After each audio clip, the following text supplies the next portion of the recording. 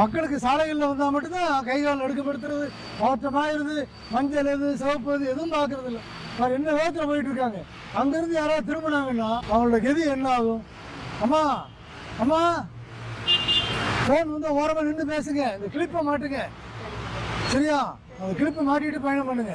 Phone பேசுகிறவங்களாம் நிறைய பேர் இல்லை, எனக்கு தகவல் வந்து ரொம்ப இந்த கிளிப்பை மாட்டிக்குவாங்க. அது மாட்டாமல் 20 லட்ச ரூபா செலவு பண்ணியும் இன்னும் ஆளை கூட்டு வர முடியல. எச்சரிக்கையாக இருங்கம்மா. மஞ்சள் விளக்கு எரியறப்பே நில்லுங்க. சிவப்பு விளக்கு வந்த போது வர்றீங்க, யாராவது ஒருத்தர் வந்தாங்கன்னா உள்ளே விழுந்துருவாங்க, ஒன்றுமே செய்ய முடியாது. எச்சரிக்கையாக போங்க. சாலைகளில் வந்து முழு கவனம் இருந்தால் தான் வாழ்க்கை முக்கியம். பத்திரமா போங்க. இந்த கிளிப்பை மாட்டிக்கோங்க. கிளிப்பை மாட்டில பிரயோஜனமே இல்லைங்க. சாலைகளில் பயணம் பண்ணி மஞ்சள் விளக்கு போட்டால் நின்றுக்குவாங்க. நல்ல தலைக்கவசம் வாங்கி போடுங்கய்யா.